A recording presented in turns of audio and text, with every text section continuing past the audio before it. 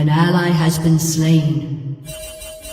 What's up, everyone? This is going to be episode 3 of the Full-INT Podcast, and thank God my audio is finally fixed. But for those of you who have just now tuned in, my name is Richard Hugh Tran, otherwise known as Torchbearer, and alongside me is my wonderful co-host, Brandon Booher. Say hello. Hello. Indeed. But before we get right into the thick of things, we're just gonna talk about how our weeks went and how everything's been going on with us so far. How have you been? Busy. School be like that sometimes. Actually, how it is. Yeah, I have some like honor society things I need to do to get my attendance up, because you have to do your minimums to get your benefits, like like free university resources, like free food, priority registration, a special lounge, merch. Wait, free food? Yeah, you get free food. It's like they For, have like like showing up, or they have like pizza parties and stuff like oh, every 2 months, and then there's a lounge, and then you get discounts at the buffet, and then you get priority registration on the tier list, because normally it's by your year, because like if you're gonna get out soon, you need to get your classes. But the power rankings or the power levels for school, according to my university, is international or visa students who are like need to go to school to like be here, so they don't, get deported, right? Under them are scholarship kids, scholarship or honors kids, like right under them.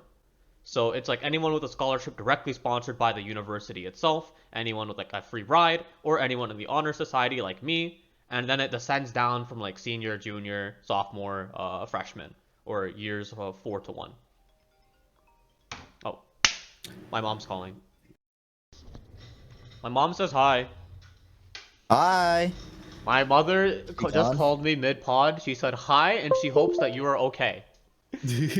No, but I have to keep up my honors registration. There's like a cool like pizza party thing. They got like, I think it was like Little Caesars or something. They had like 12 boxes. You just walk up and they had like a little cookie platter. Those happen like 3 times a month. And then it's like lectures and stuff, depending what the professor wants to do. So it's like customized. One guy said, "We're watching Kung Fu Panda and doing Tai Chi." I heard he was a legend. That sounds awesome. Well, another guy. Like, Yeah, go. hold on, what were you saying? Oh no, I said one professor did Kung Fu Panda and Tai Chi, and another professor said, "I'm going out to eat. You guys can show up, I guess." They just followed him. Oh my god, it's exactly like one of the clubs I did in high school. So in high school I was doing like a bunch of clubs, so I was trying to be more with the community and everything. There was like 1 or like 2 clubs. I was literally only in the club because it met like once or twice a month, and there'd be free food. And as like a kid who always wanted free food, especially because I got money for lunch, but usually either wasn't enough, or it was like I would like just save up the money and spend it on video games instead. Yeah. So like one of them was like, it was like a leadership club, where it was like you literally would go there and you'd meet about like what it's like to be a leader, like what did you do in your week to be a leader, like stuff like that kind of stuff. And it'd meet like once or like twice a month. And it was like one day would be a pizza party and the other day would be like a cookie party. Yeah. You just show up and you just like grab 3 free slices of pizza, or like just grab like a whole handful of cookies. One girl I met in honors was fucking based. I met her in my victimology class, right? And I heard her talking about the honors contract that I just joined like this semester. So like, oh hey, could you let me know what's happening? Like I want to do it too. And then we started talking. And hanging out a bit. Before anyone gets any ideas, she do have a boyfriend, and we respect those. But she was telling me about one time where they had a pizza party, and she stayed after to help them pack up. And so they're like, "Oh hey, we need to get rid of these boxes. Normally give them to the employees. Do you want some?" And she's like, "Yeah, sure." So she grabs 5 Little Caesars boxes in her arms and walks out of the fucking room. And she showed me the fucking picture. It's like it's 5 boxes, and it's like 3 full-ass pizzas that she got from packing up. And I was like, oh, that could be me. I bought Little Caesars. I could get pizza.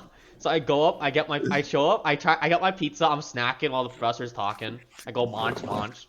And then it's like you hear the pizza parties, like you hear a professor talk. It's like a seminar, but they have to like bribe you to show up. So like there's free pizza, there's drinks and all that.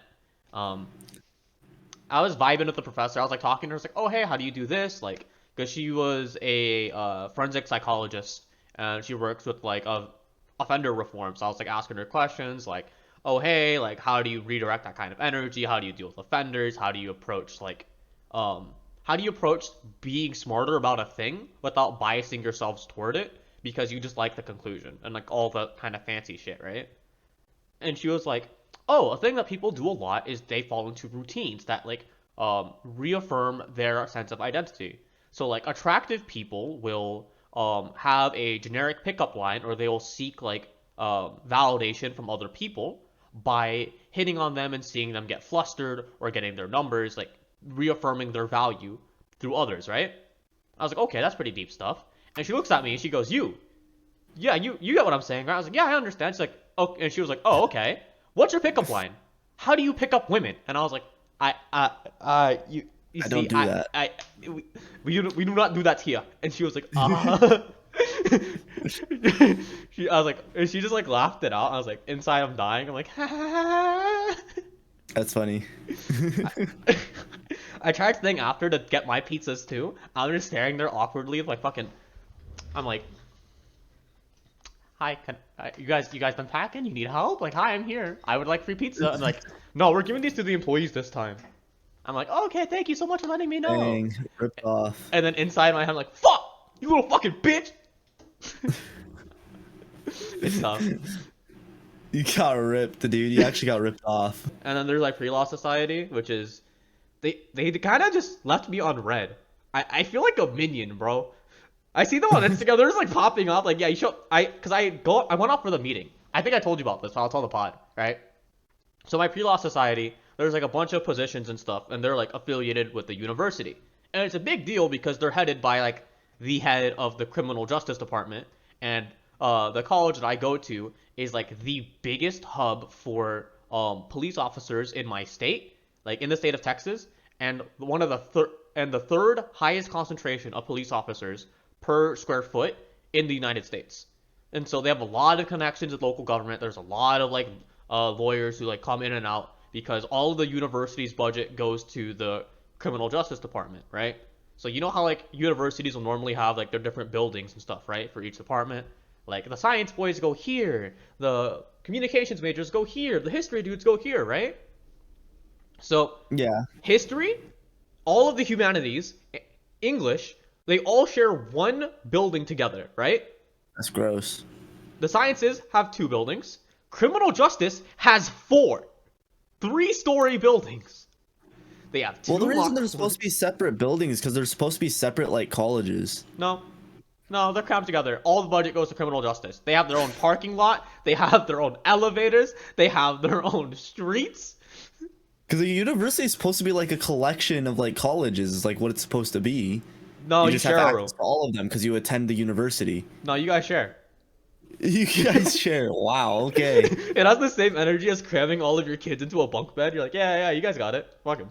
TLDR, criminal justice is my university's favorite child. So I'm joining into that club because I want all those connections. I want the hookup. So when I go to like join the club, they have an opening for a secretary or treasurer, right? And I'm like, oh, like both of those seem like kind of decent. Like, which one should I do? And then so I'm talking about it with my mom and my older sister. My mom goes, don't do the treasury one. I was like, why? She's like, you're a fucking idiot. You can't. What are you gonna do with the treasury one? You're gonna budget? Nah, just show up. Do the secretary one. Just show up. That one seems up your alley. And I was like, why? She's like, well, you can just talk to people. You don't have to do money. I was like, what do you mean? I'm pretty decent with money. She's like, get a job then. Nerd. I'm like, oh, mom, no. Then get a job, kid. Yeah. She says she'll tease me with get a job, but she doesn't actually want me to get a job. She's like, my son, no. So I joined the pre-law. I joined the pre-law. I come in there, right? I come in there with confidence. I see like the other people running for secretary. So it's me and 2 other people, right? They're 2 girls. They have their note cards stacked up, but they're shaking like leaves in the wind. I can tell that they have like their teleprompter, like, what am I gonna do, right? One of them opens up with, So a secretary is defined in the Oxford Dictionary as, and she's like talking like boy. this and like swaying, and then Oh, like boy. they're both like a very like rigid, like hyper formal, and I'm like, okay, I got this. So I didn't prepare a script because I know generally what I want to say, and I'm like a theater kid, so I'm like, okay, I'll thrive off the attention. Like I got this. I'm feeling myself. So I walk up in front. There's probably like, it's like a small college auditorium, probably about like 50-ish people, right? I walk up there. Gotcha. I look at all those eyes and I'm like, oh fuck, I haven't done this in a while. So I'm like, so I'm just like, hey, my name is Richard, blah blah blah blah. And what gets them is I'm like, yeah, I have a pretty fast words per minute, and since being a secretary is all about like typing and getting people up to speed, I think I could be good at it. I type at 70 words per minute, and I'm pretty nimble because I'm a gamer. And I laugh it off, and I wrap it, right?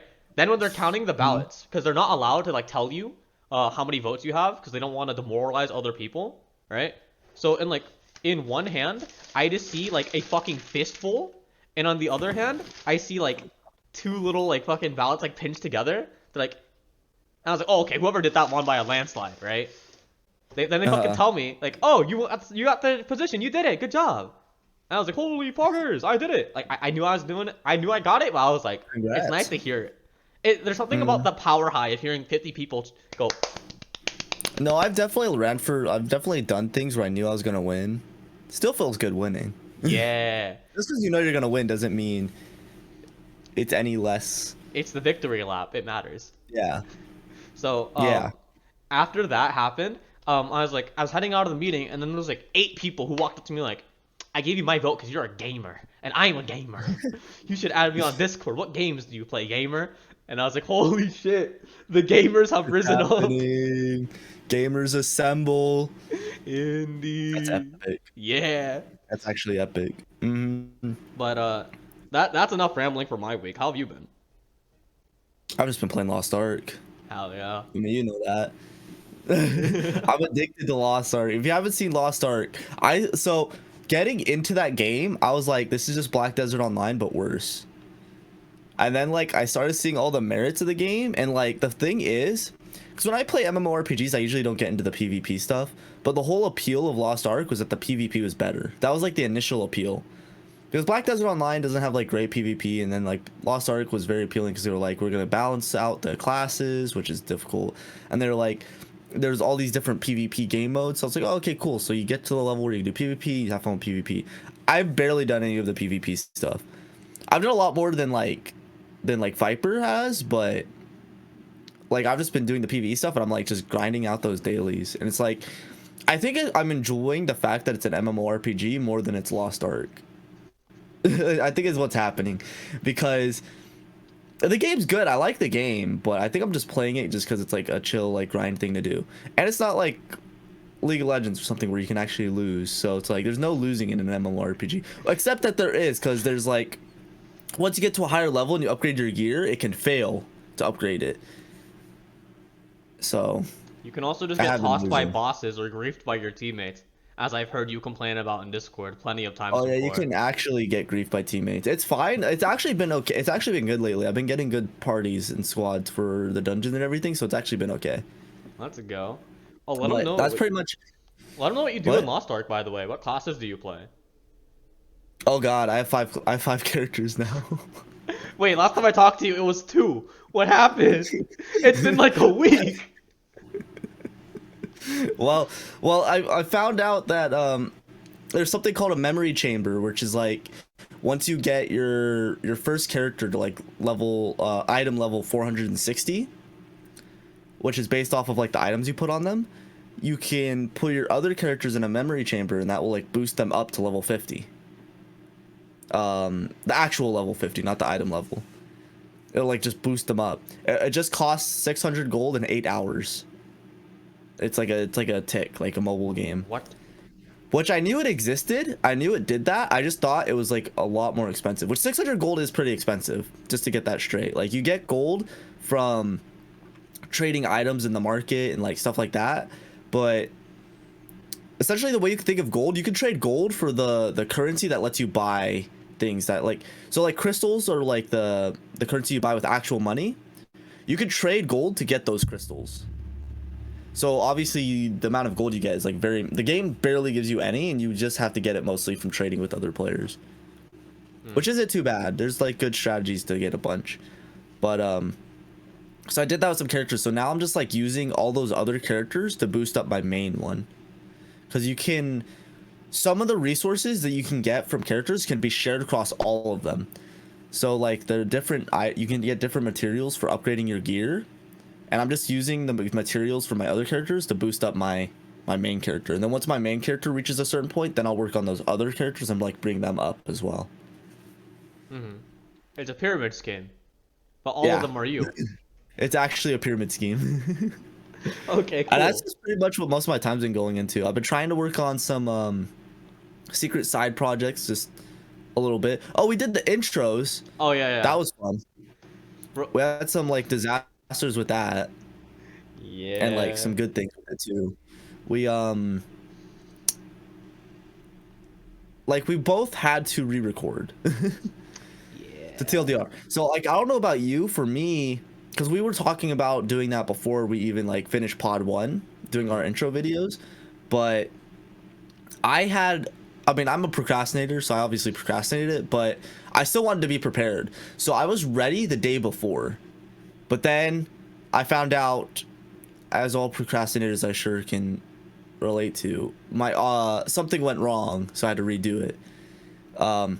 My audio was like corrupted, and like I always have a, that's the gongs. But anyway, you can, so like I have backups of my audio, but the audio backups weren't high enough quality, so I was just like, I'm just gonna re-record it, whatever.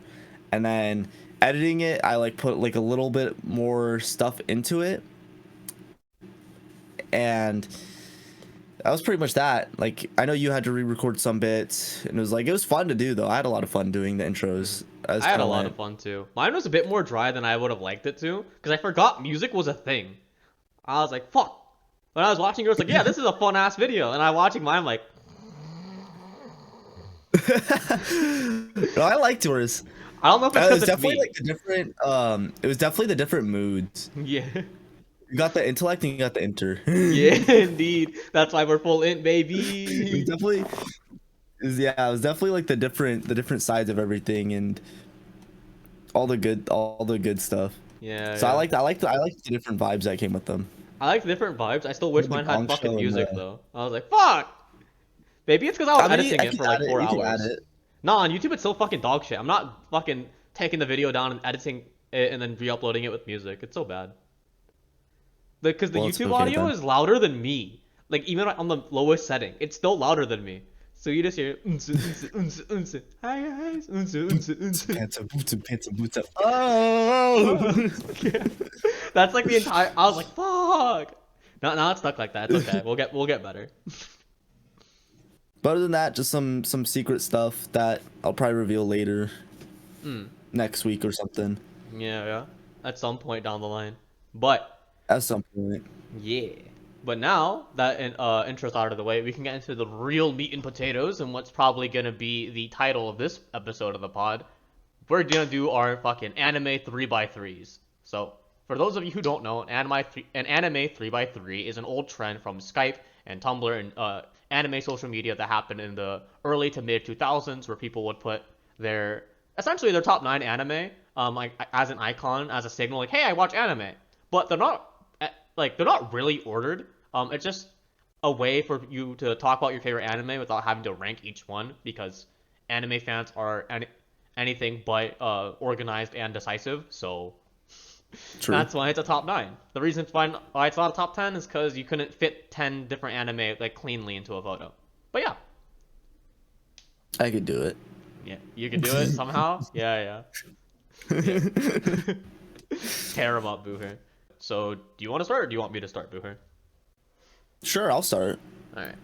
Okay, so we're doing this in sets of 3, so I'm gonna present 3, and Richard's gonna kind of like react to it, see what he thinks and stuff, and then vice versa on the next round. So my first 3 is going to be Inuyasha, No Game No Life, and Toradora.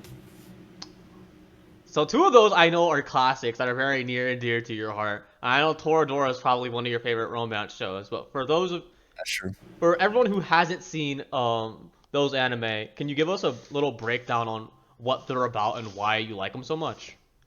Oh, sure I can. So Inuyasha, we'll start with the Inuyasha first. So Inuyasha has a dear place in my heart, just because it was like one of the first anime that like I've ever watched. Because I said it a little bit in my intro video, but if you haven't watched it, or just to repeat it, I got an anime because of my mother. So my mom has always watched anime, and because of that, since I was pretty much born, I've also always watched anime. So I got into things like Ranma 1/2, Inuyasha, Dragon Ball, stuff like that, from like the previous era, I suppose you could say. So Inuyasha is kind of like the one that I weeded out from the pile just because it was my favorite out of all of them. Ranma 1/2 was also really good, but like Inuyasha just holds like a dear place in my heart because I like really related to a lot of the themes that were going on in the show, and I really liked all the action and like all the characters in the show. I feel like they really spoke to me in a way that like a lot of anime hasn't, and just like the pure storyline, like how long it got dragged out, it was awesome. I just remember hanging out with my mom at our old apartment, or like after we've moved a couple times, just always being able to watch some Inuyasha, eating some good Filipino food with my hands. It was like always so much fun. And Inuyasha is pretty much just about this girl who it's a girl who meets a boy, except the boy is in a different dimension. It's an isekai before isekai, actually, because this girl, she essentially goes into this different world and meets a wolf man, essentially, or like a dog guy, whose name's Inuyasha, and they kind of try to adventure out into the world to find these shards of a necklace. This is like the really dumbed down version, because I don't want to go too deep into like the lore and the names of everything, but like they're trying to find all these pieces of this necklace because it's like very powerful and very strong, but early on in the show it gets broken and like shattered into like many different shards. So they have to go into the world to find all the different shards, because if a monster finds it and like eats it, they become super strong and like destroy villages and stuff. And they meet different characters along the way that join the party, and then they like also find the shards and stuff like that, and it's essentially built on that like big idea. But as like the world fleshes out, and it's a lot of episodes, so it's like one of those really long animes. And so like as it goes on, you get like more story behind all the characters and their backstory and everything, and then like romances get built up and drama and like action and people almost dying, and it's a whole big theatrical experience. So Inuyasha is up there because it holds a dear place in my heart. Also, just a side note, for like my 3x3, I picked anime that like speaks to me for some kind of level, or I just think it's like just awesome and like incredible, but it's also something that I could recommend to like anyone, and I know that they'll probably enjoy it. Like there's something on here for like everyone, so I made sure to like that I picked stuff specifically that I know most people, even if you're not like an anime enjoyer, you can have a good time with it.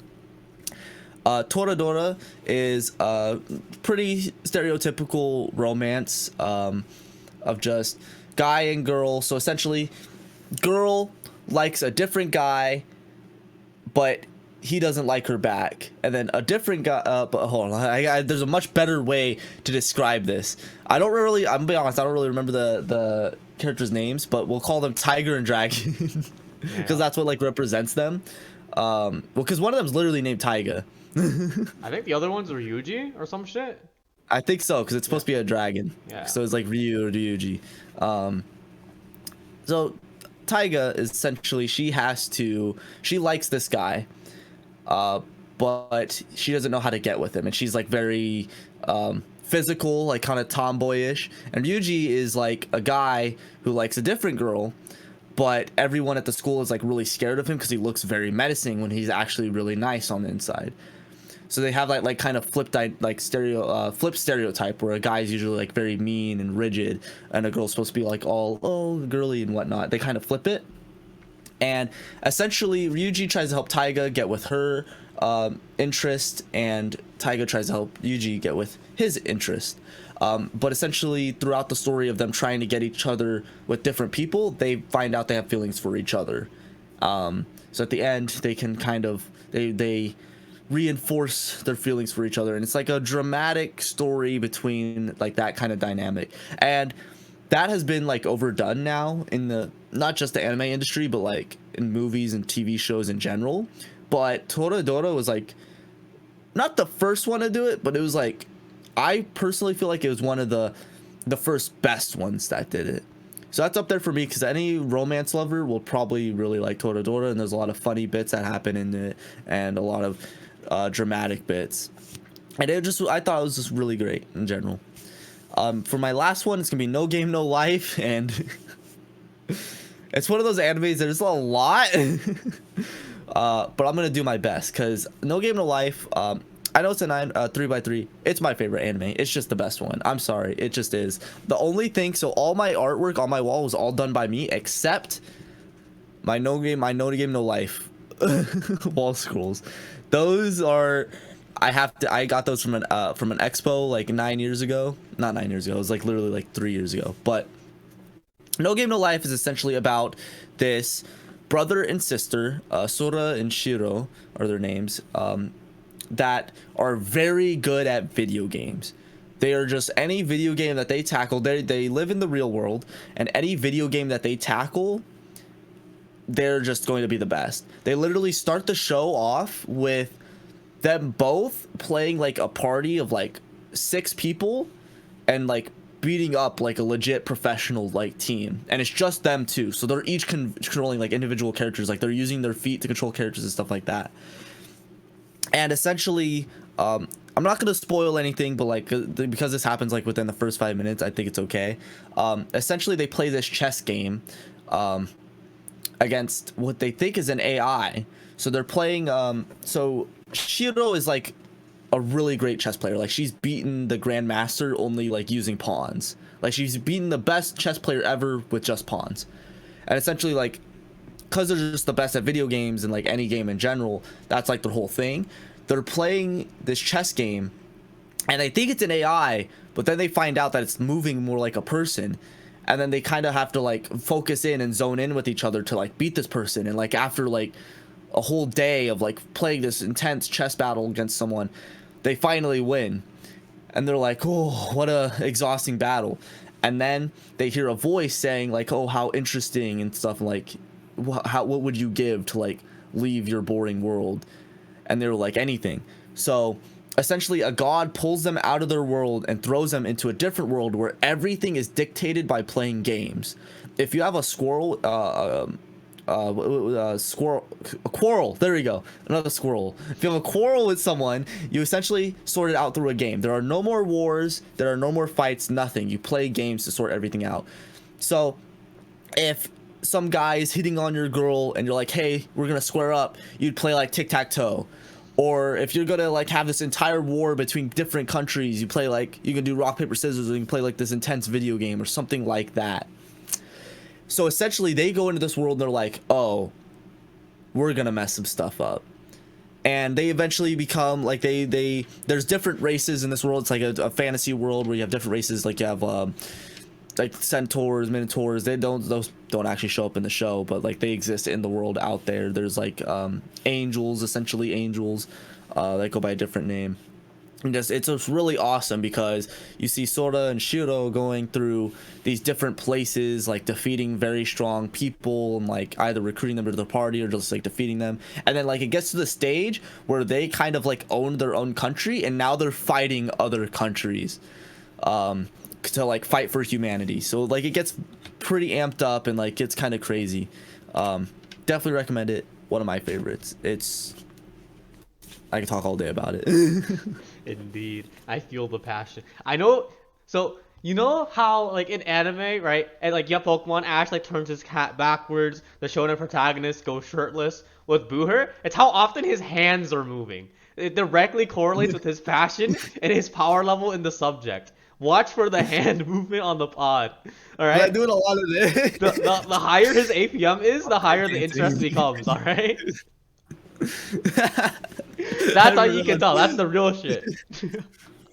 But yeah, I mean, I also love my fair share of fantasy, of big world building like you have. Inuyasha is definitely a really big classic that's influenced like not only you but like anime as a whole. Like basically the grandfather of isekai. A lot of the inspiration for a lot of new shonen coming out now, and No Game No Life just goated. It's just good. It's just sometimes I do have to missing ping it a little bit, but Okay, there are some questionable moments in it. Like, it's if you've never watched anime before, you would kind of be like, "What am I watching?" Because there's some the like movie etchy too. moments in there. But the The movie's entire good. movie is also you have to just you have to shake hands with the anime bullshit and run with it because It's definitely an anime. It reinforces what makes an anime an anime. Like, you have all of like the classic anime trope. It is like literally it's just an anime. It's not trying to be anything else. It is just what it is. yeah. And like the art style for it is like just so good. It's like the unique art style for it is it's just you can recognize anything that's No Game No Life instantly. The artists for No Game No Life, I don't remember their name right now, but they're just I've looked at a lot of their stuff and there's some of the best in the industry. Hmm. And then what was the other one that you mentioned? There was No Game No Life, Inuyasha, and then there was another one, And right? Toradora. Oh, Toradora. Yeah, and Toradora. I also like Toradora, and I do rate it fairly highly. It's just it's just a classic done good. It's Mhm. just it's very fun and interesting to watch. There's a lot of drama that goes into it, and I definitely see where you're coming from with your picks. But since you're done talking about your top three, I guess it's time for me to talk about my big three. So I have Fate Zero, One Piece, and Full Metal Alchemist Brotherhood. Oh wow. I, I group Alchemist and Brotherhood together because you get a lot more value from understanding the characters through the journey of Alchemist, and then you just cut off the ending because the ending was anime only because the manga wasn't up to that point, and then you just attach Brotherhood to it. Because without Alchemist as the backbone, you don't get a lot of the nuance of like how the characters have changed and grown across their journey, and you're not like as familiar with why everything's such a big deal. Because Brotherhood's basically like the cram session or like the really intensified version of Full Metal where they just get everything out there and like streamline it. Even though it does take fairly long for everything to get offline, it's just the nature of that show. But since I am talking about Full Metal Alchemist, let me just give you the quick plot breakdown. And it's in Full Metal Alchemist, you basically have magic. They call it alchemy. It's like sciencey magic with like hard rules. And the number one thing is that you have to give an equivalent exchange. So you give something to the world, and the world gives you something back. So if I have a block of wood, I can change it into like three smaller blocks of wood, or I can reshape it as long as they're still that same mass. You have to follow that hard rule. And so there's these two brothers who are really fucking good at alchemy. They can like do so much cool shit, like create new structures and weapons and like fight real good. And one day, and they're like raised by their single mom and with no dad because it's a shonen, of course. But as they're growing up, their house burns down and their mom dies, and they're orphaned at like the ages of I think it's like 6 or something, and they're taken in by that local like village grandmother with her mechanic daughter. And as they're grieving the loss of their mom, the boys try and use their magic powers to bring back their mom because they're like, we could do everything that we put our minds to before. We can do the cool things that adults can't. We have like magical powers. So why wouldn't we use our magical powers to like solve our problem? Like we can science it. But in trying to bring back a human life, like they have to rebuild the body from scratch. So all the individual elements, all the chemicals, all that stuff. But when they actually do that ceremony, the one thing that they're missing is a human soul. And so because that part is missing, their mom comes back as like a monster basically, like a husk of what she once was. Like because there's no soul, it's just like a flesh, like it's like a fleshy, like terrifying mass of like goo, right? And because they tried to do an equivalent exchange, but they didn't pay up their side of the bargain, the world um, literally punished them for it. And it took like what they valued the most to make them realize the true value of a human soul to like finish the cost. So one brother lost his arm and his leg because he wanted to do everything with his own two hands and stand on his own 2 feet. That was like his deepest want in the world. And the world knew that and punished him for it. Say, hey, little fucko, you got to pay your side of the bargain. and the other one wanted to feel his mom's embrace again on his body. He wanted to feel her hug. He wanted to be with her. And so the world took his entire body and disintegrated him like into ash essentially. And as that brother is dying, the one who lost his arm and his leg like panics and takes his blood and writes a seal to keep his soul from dying and puts him in a suit of armor. So now the two brothers are punished for their crimes of trying to go up against the world and trying to go up against God. And they've lost the things that the opportunity to do the thing that they want the most, which is to have their mom back, feel their embrace, and do things with their own two hands and stand on their own 2 feet. So the show is basically about them going on this quest to understand what went wrong and to find something called a Philosopher's Stone. A Philosopher's Stone is basically the magical MacGuffin that can take place of a human soul, and if they got it, they could bring back their mom. Now they have something to give. And so it's about them trying to find that Philosopher's Stone, meeting people along that way, and learning what it really means for people to have this kind of power, that kind of responsibility, what that damage can do, the ramifications of having so much potential, but not knowing where to aim it, what to do with it, how that changes people, and dealing with that burden and that potential darkness while exploring like what makes life worth living, and how important it is to understand each other and come back from tragedy. It's a really, really great show. The themes get pretty heavy at times, but there's a lot of fun action. There's a lot of good character moments, and it's a really fun experience to just go through and watch. It's a classic for a reason, and I'm pretty sure if you've ever watched any anime content, you've heard Full Metal Alchemist praise to high heaven, so I won't go on any longer. Brandon, any thoughts? I think that sounds crazy. So everything you listed in your top 3, I have not watched or know anything about. I had no idea that's what Full Metal Alchemist was about.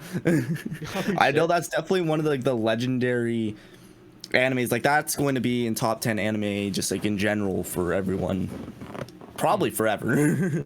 Like it's just one of those ones, like anyone that's in the anime kind of scene or community, they know Full Metal Alchemist, whether they've watched it or not, or read it or not. They've heard of it. They know about it. I had no idea that's what it's about. It actually sounds like insane.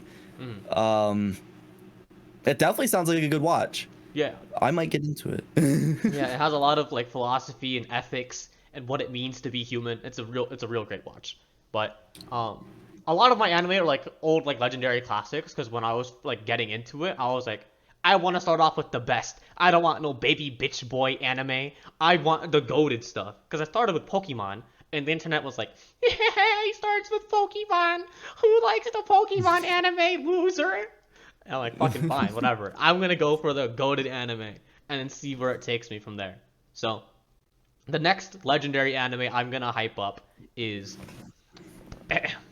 Wano Pisua. So, anyone and everyone in the anime space has heard about One Piece. And One Piece is one of the longest running modern anime, and it's gone through several changes in art style, and it's lasted for, I think it's like 20 years up to this point. And what makes One Piece really good is the characters, the themes, and the world building.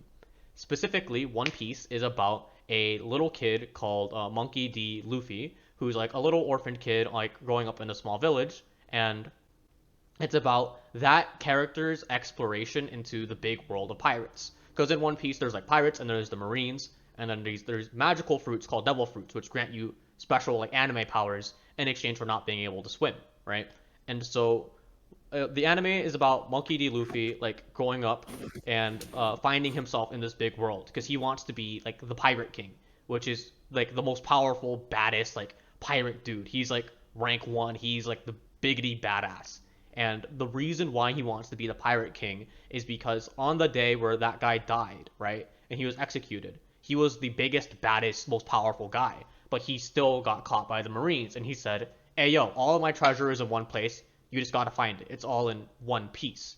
So he wants to find that one piece for that sense of adventure, for that freedom.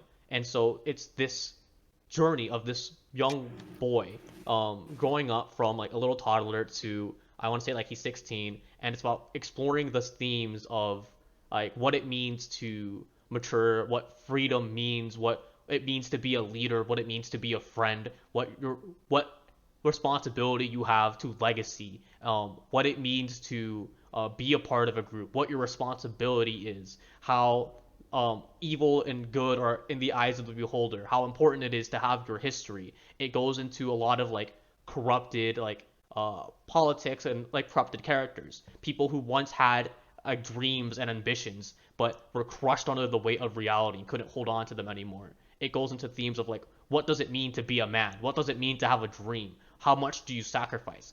Like, what do you do to make it to the top, and do you have what it takes?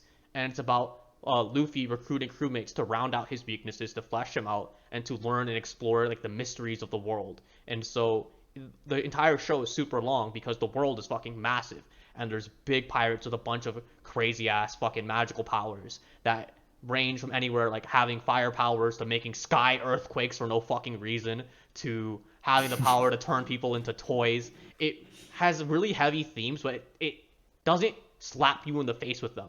They're just there if you pay attention, but the show is really the show has a good balance of like dramatic action and fun and getting to know these characters and believing that kind of friendship. Like, one of my favorite characters, right, is a gender fluid drag queen dressed like a swan who fights with martial arts kicks and the ability of human spirit, where he's just very confident and chat as fuck. And he can also shapeshift into other people by bitch slapping them. That's one character in that show. Then there's hundreds more who are just as unique and just as good.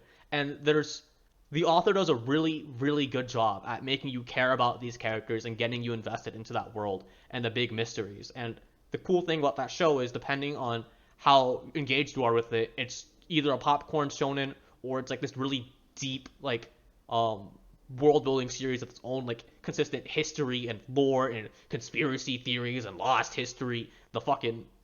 It's just very good.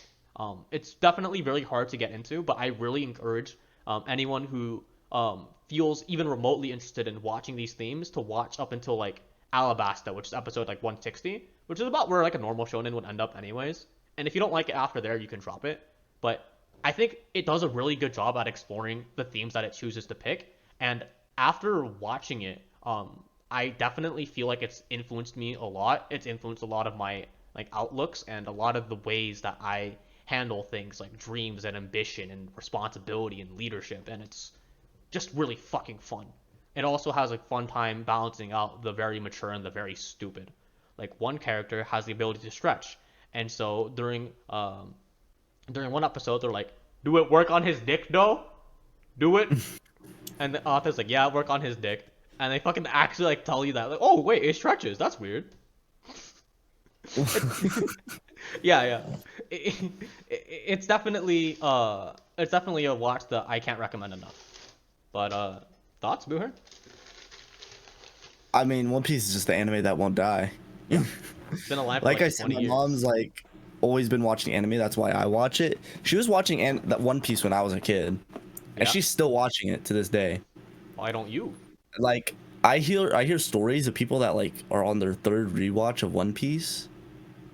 And I'm like, is that person like, not to say that they don't have a life, but like, is their life One Piece? Like, do they only, I'm home, I'm watching One Piece? You're on your third rewatch? That thing has like 1,000 episodes. That's just how good it is, Brandon. That's the beauty of One Piece, all right? It's just that world is so good and the characters are so fucking good. It's a slow burn at first where it builds up those characters, but once it has you, it hooks you in like a fucking fish on a line, and I'll take your word for it. I see scenes from One Piece all the time. It's one of those things where it's too much. There's too many episodes, too long for me. That's why you have to watch it in bits.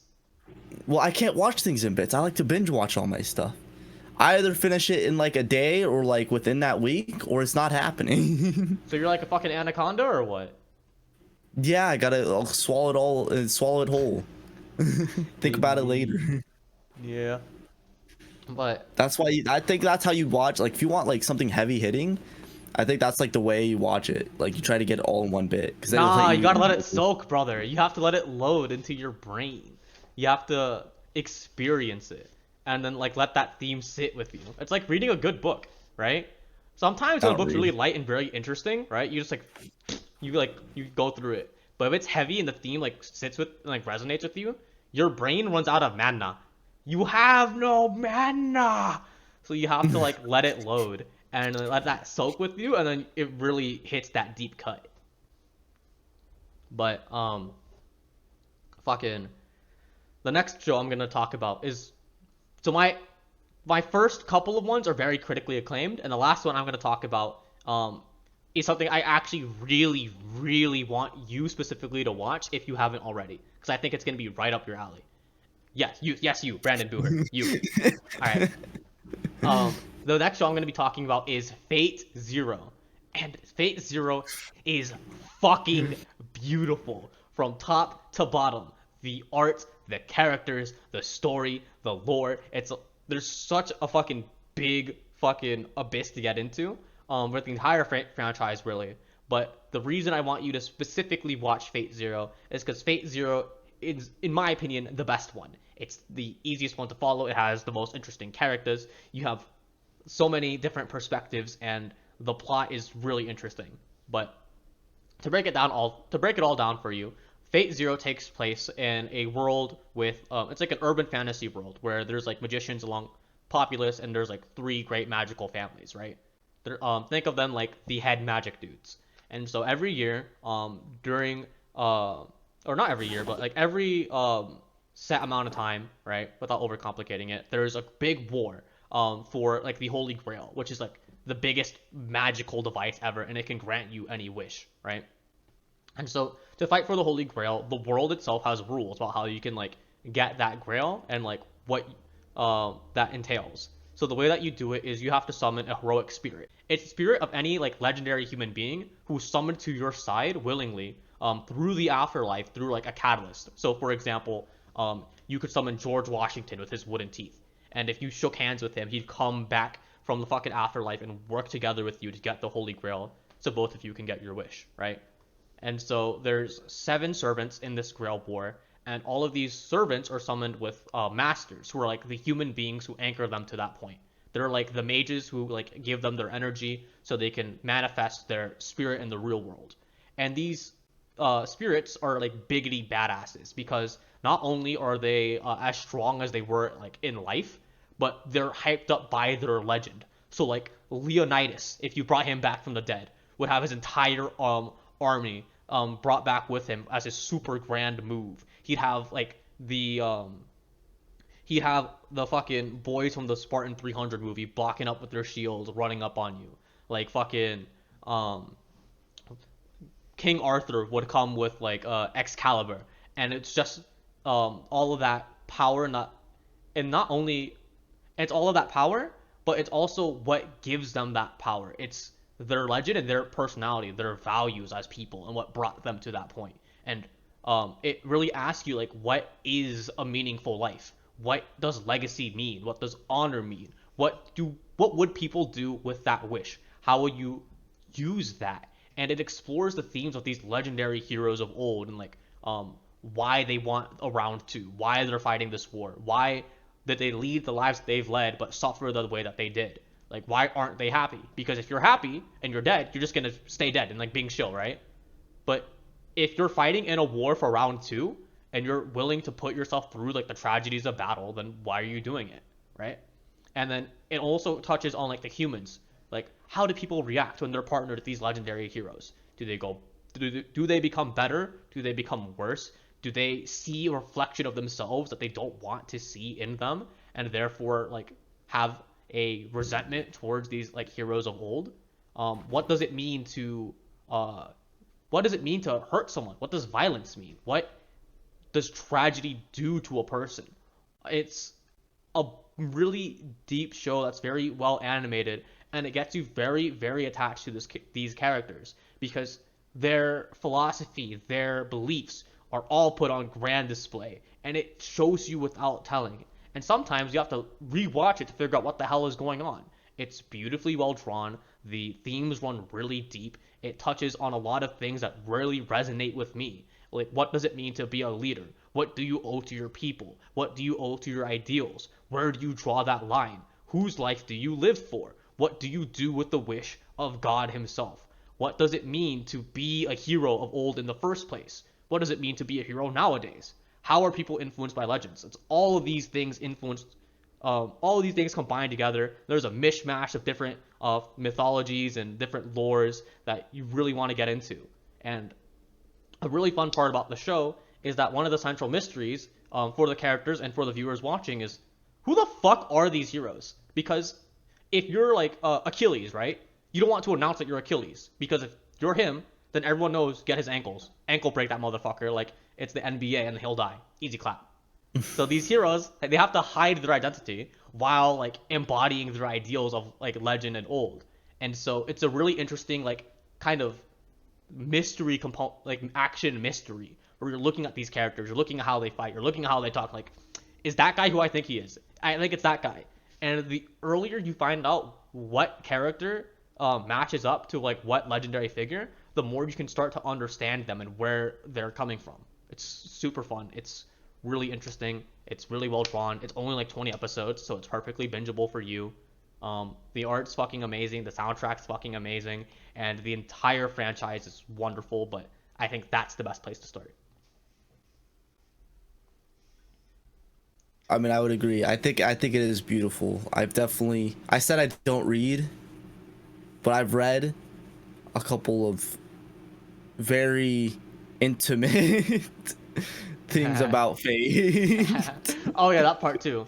That part There's too. a very diverse and deep lore I've experienced. And plot, for sure. A lot of plot. No, but I remember there was one time, I think Cranked was streaming it. They were like watching Fate. Mm-hmm. I thought it was cool. I was watching this one fight scene. I was like, oh, it was like a pretty, like above average fight scene. From everything I've seen about it, like it looks something. It's always seemed like a type of anime that should interest me. It's just something about it like hasn't thrown me like into the deep end. Like, I know there was one time that I was going to watch it because it's like one of those things that's always been on my list. But I remember the one time I was going to watch it, like actually watch it, I didn't know where to start. Yeah. Like I was lost. And so I was trying to look up stuff where to start. And then I was like one of those things where I was like, I just want to watch some anime. So I just started watching something else. You start with 0. Crank will tell you that you start with the prequel, but the prequel tells you what happens in the sequel after it. So if you watch the prequel, you already know who wins. Gotcha. Or it is a prequel, right, to another show. So there's a pecking order, right? There's UBW, then there's the first Unlimited Blade Works, then there's Fate Zero, then there's the Unlimited Blade Works remastered. There's like different routes, right? So Fate Zero is the one in the middle, right? The cooler looking one visually is the one after it, right? But if you start with the one after, it spoils Fate Zero because the plot already happened. And so the winner is just in the story, like as a whole character. And like, oh wait, that's weird. This person's chat as fuck. And then you go back and rewatch it, and you're like, this person's chat as fuck. How do they ever lose? And so when Shucks tried to watch it, he was like, oh yeah, I already know who wins. I'm going to sleep. The mystery sucks. I'm not watching it anymore. I don't care about the other characters. This guy's my boy. Bedge. Gotcha. And he left. I was like, no, you fucking no. Yeah, it's one of those ones like everything that I've heard about it and like all the characters and everything, they should, because they're my type of characters and it's like my type of story. I haven't gotten into it. Yeah, you really should. But that's my first 3 aside. So you want to get into your 3? Okay, so the next 3. I just looked at my list. They're all completely different. That's called the variety pack. From each other. So first up is going to be Plastic Memories. And then we have Blue Exorcist and Nichijou. And just to describe Plastic Memories for a bit, it is one of the saddest animes I've ever watched. I guess you could consider me a bit of a masochist. I like to watch a lot of, so I am like a rom-com enjoyer. I obviously like my shonen and my like Chad animes, like you'll see some in the list, and like fighting and like all that stuff. But and artist, like when I watch an anime, I'm looking for like, if it's like a fighting, like if it's an anime that has fighting in it, how are the animations for the fight scene? Like, does it look good? Is it coordinated? And like one of the things I always look at is like art style. Like, is it visually appealing? How does it look? Is it unique art style, or is it just like basic anime art style? Like stuff, different elements like that. But Plastic Memories, it's like just like the plot and like the story just carries it so hard, because there are some like really good looking scenes in it. Like a lot of anime that like a lot of anime, it'll look like okay or like good, but then they'll like spend a lot of like time on just like very like crucial scenes where it'll like just look beautiful and like great. Plastic Memories is not an exception to that. For like the most of the runtime, it looks kind of average. It looks good. Like the eyes are obviously unique, because like anime, that's like kind of where they like go crazy. Like with the eyes, like we have unique eyes. But like the plot of Plastic Memories is just so deep, and like it gets so heavy very quickly. It only has like a 12 or like 13 episode runtime, but it's essentially about a robot. So like in this world, androids and like robots exist, and they are very it's a type of android that's very realistic. They have emotions, they can feel, but they're still meant to like serve humans. So you can go to like a store. They're all made by like one company. You can go to that company, you buy one, and it can be your child, they can be your husband or your wife, or they can just be your maid. If you ever have watched the video game or played the video game Detroit Become Human, it's very similar to that. And essentially, these androids have a lifetime. They can only last for 10 years. And after 10 years, their hardware and their programming starts to go haywire, and they become violent and very aggressive toward people. So at that 10-year mark, they have to be decommissioned. And a subsidiary of that main company that creates them, they have like this task force who's meant to essentially decommission these robots and androids, but they do it peacefully. So instead of just like running into someone's house, like, okay, we're forcefully taking your robot, it's a team. So like you and your partner, kind of like a cop show or something. So it's you and your partner, which is made up of a human and an android, and it goes off of like two spots. Like the human can relate to the other human, while the android can relate to the other android. And if the android or like the person is being like unruly and like not giving up their android, then the other android enforcer can like kind of step in and like be like the muscle. So essentially, it's about this young man who is new to the company, and he joins up, and he's assigned an android who is like kind of like she's been around. She's like kind of done the whole thing for like a little bit, and they do these missions together. So it's not necessarily every episode, but essentially every episode, or like every other episode, they're going to someone else's house to take their family member away. That's essentially what they're doing. They're taking their family member away. Like in one episode, it might be someone's daughter, and like you have to say goodbye to your daughter. You've been with her for 10 years, but she's got to go. We've got to take her away. And then it might be someone's wife or someone's husband.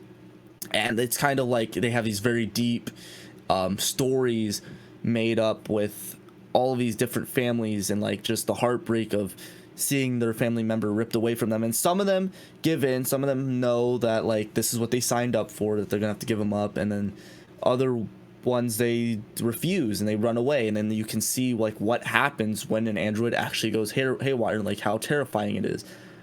And the thing is that you can, with this android, you can choose to have it back, but they have to like hard reset it, so it won't remember who you are. It won't have the same personality.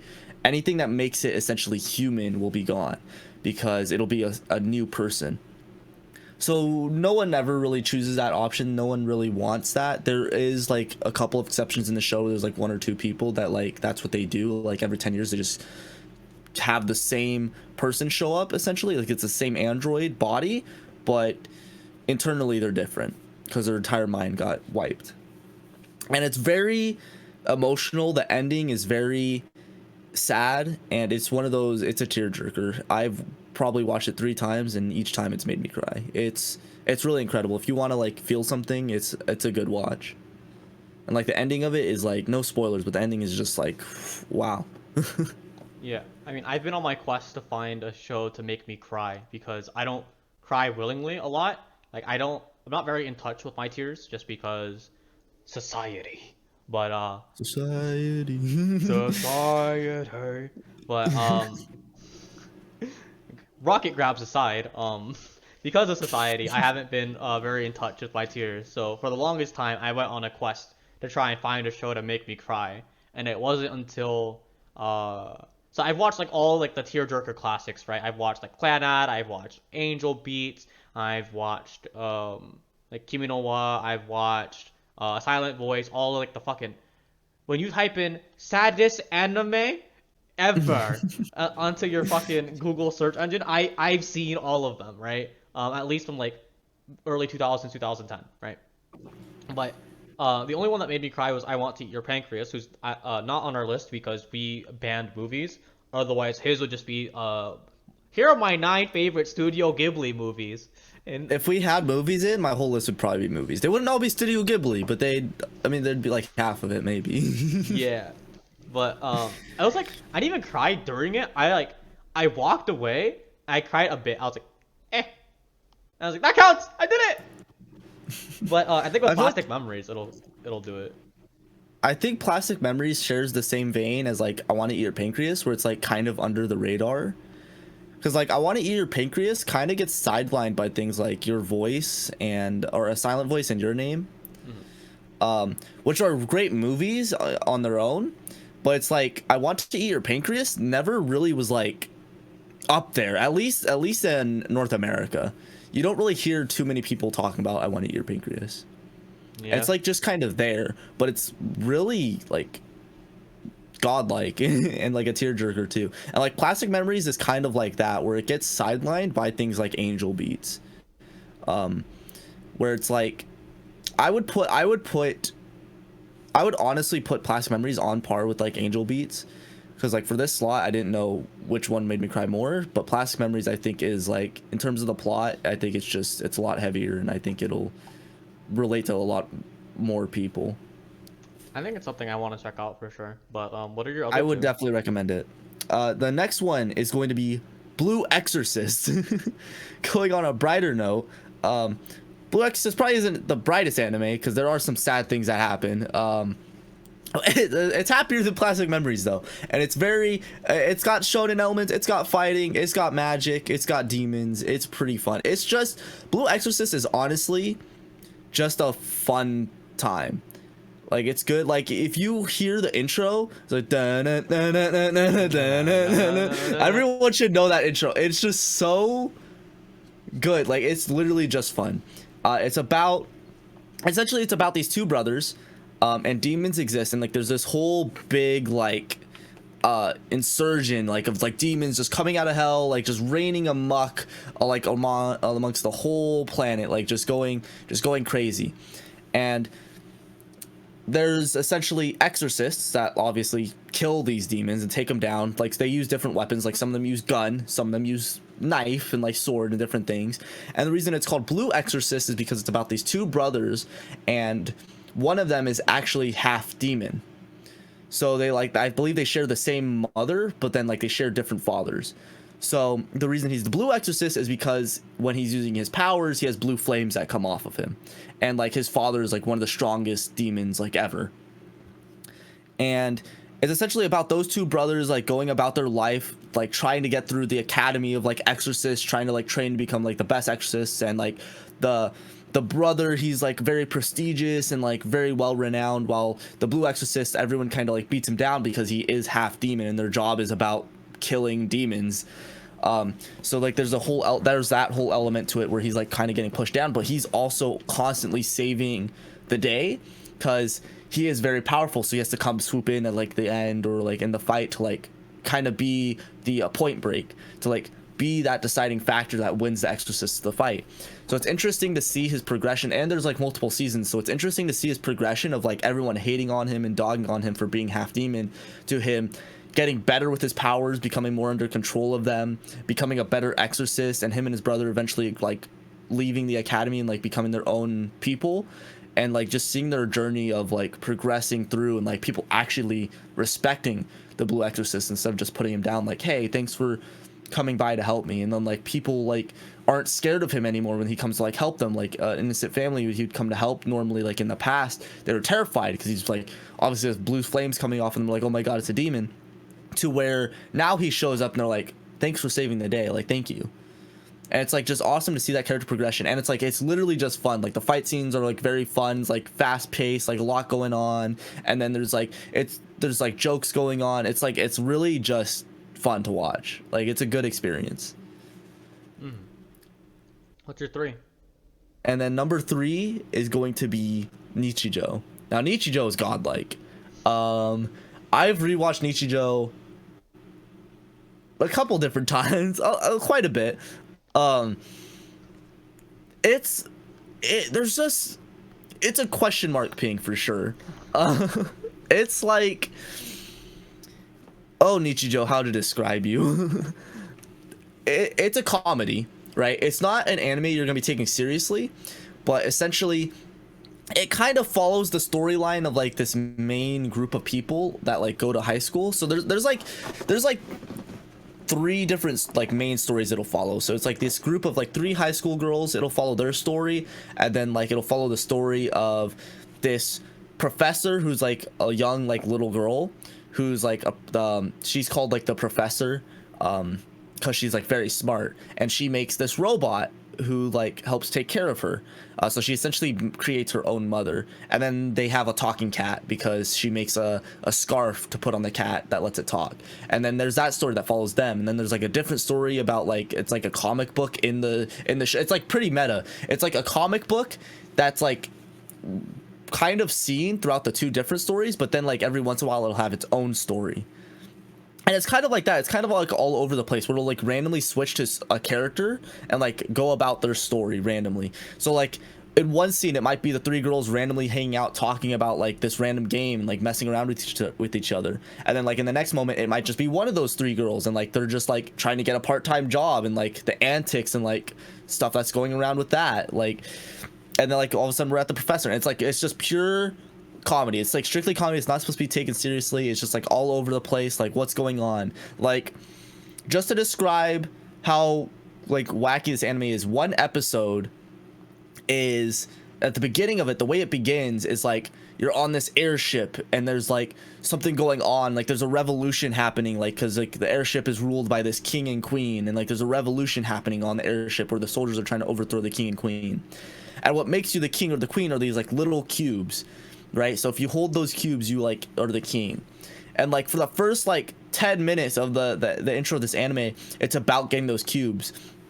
And then one of the soldiers like has a cube, and he's like, do I really deserve all this power? And then he goes like into this monologue, and he's like, do I really deserve all this power? Holding this cube will make me the king. I can rule the entire airship. And then like he goes up to the window and he like opens it, and he starts smoking a cigarette, and he's like, it would be nice to be called king. And he's like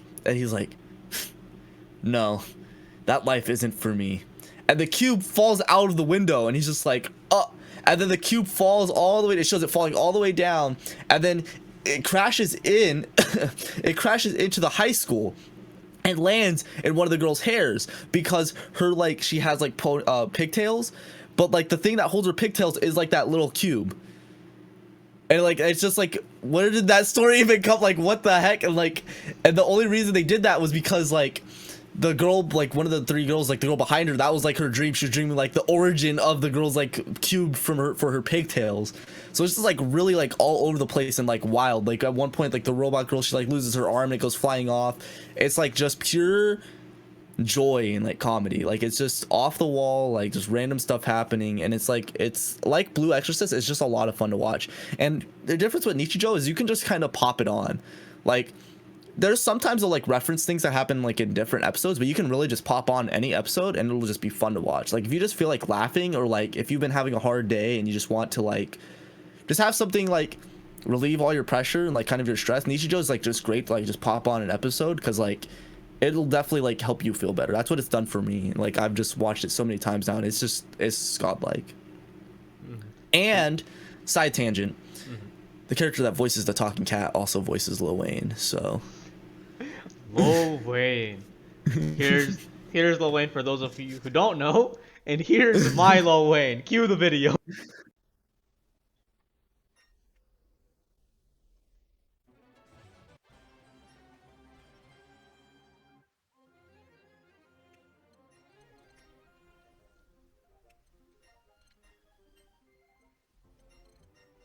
Character select. Catalina.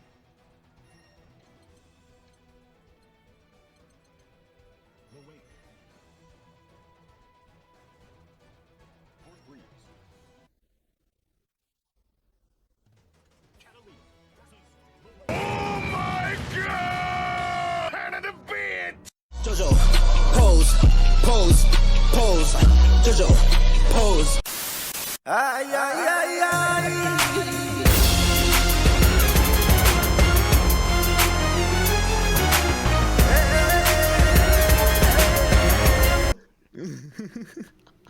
That one's a fucking classic, by the way. That one's goated.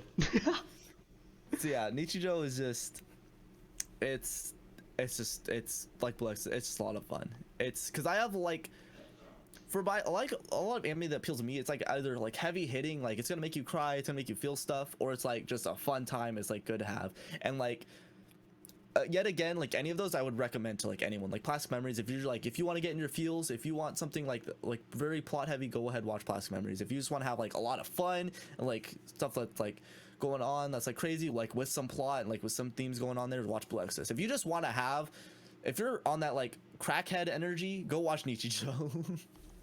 Nice. You got deep sadness, a deep happy, and then like a nice middle. You got the mood ranges. My next few are kind of heavy, but I'm gonna switch it up. I'm gonna try and match your wavelength. So this is my junk food section on my 3x3. All right. I have Soul Eater, Gurren Lagann, and Fairy Tail, which is gonna raise some eyebrows after I say, oh yeah, all of mine are critically acclaimed. All right, but so start off with the one that people are gonna spam ping me for. I guess I can talk about Fairy Tail. Fairy Tail is a fan servicey shonen fan servicey like battle shonen about this little boy who was raised by the king of fire dragons, and he learned like how to like be a dragon so he can do like fire powers, because in this world there's like mages and shit, right? And so he learns how to do these powers, but one day his dragon leaves, and so because his dragon dad's gone, he wanders into civilization, and he eventually finds like a guild, which is like a big group of like wizards and like magical dudes who like work together and like act like a big old family. So the guild master, who's like this little old midget guy who has power to become like a super big giant, I was like, hey, you can hang out with us, like I'll help you find your dad, but like every kid deserves a home to be in. And so the entire show, even though it's littered with fan service, it's about the bonds of like friendship and what it means to like have your chosen family, what it means to tackle your past trauma, and the importance of like working together, the power of friendship. It is very, very the power of friendship, to the point where it gets very formulaic after a bit, but it has one message and it beats you over the head with it several times. But the show likes to have a lot of fun. It likes to tease its characters a bit. It gets pretty dramatic. There are a few tearjerker moments at the beginning. It does fall off after, in my opinion, after the arc known as Thunder Palace. But the franchise has a special place in my heart because it was one of the earlier animes that I got into, and it hit a really special theme for me because I was someone who didn't have a lot of friends growing up, and coming from a divorced family, like the themes of like friendship and found family and like making those bonds and being stronger because of them really like hit different. Then all of these are about the power of friendship, but the one I'm gonna talk about specifically is Soul Eater. So Soul Eater takes place in like anime Nightmare Before Christmas, right? So there's like witches and like demons and fucking skeleton monsters. And in this world, there's three kinds of people. There's like basic humans who are like your generic like civilians, right? And then there's Meisters and weapons. So Meisters are people who can use the power of their soul, like their very like being, to do cool shit, like thunder powers or like to do like magical shit, right? And weapons are people who can transform into weapons, like scythes or like a guillotine or like a straight up gun. And like they can go in and out. And Meisters and weapons work together because they can balance out each other's soul. And what that means is that they have such a deep understanding with each other that they can develop that synergy. It's called like the soul wavelength, and it's kind of a metaphor for like interpersonal like intimacy. Like it's not strictly like romantic or like platonic. It's just that bonds of closeness. So that show explores a group of characters becoming stronger, like as battle shonen do, but they're in an academy because of course it's a battle shonen, called Deathmeister Academy, under the tutelage of like literally the Grim Reaper. He's just straight up called Death, right? It's basically all the weapons want to be recognized as a death scythe, because if you're a weapon, you want to be with the greatest like master, right? You want to be with the greatest like wielder. And Lord Death, as you can imagine, is pretty fucking good with the weapon. But the requirements to become a death weapon are that you have to reap like 100 souls out of like demons or like monsters and shit, right? And you have to have one witch's soul. And a witch is like a super powerful human who can like use the power of their soul to like do a bunch of like crazy bullshit, like control your shadows and like elemental powers and mind fuck you, make you break your own sanity, things like that, right?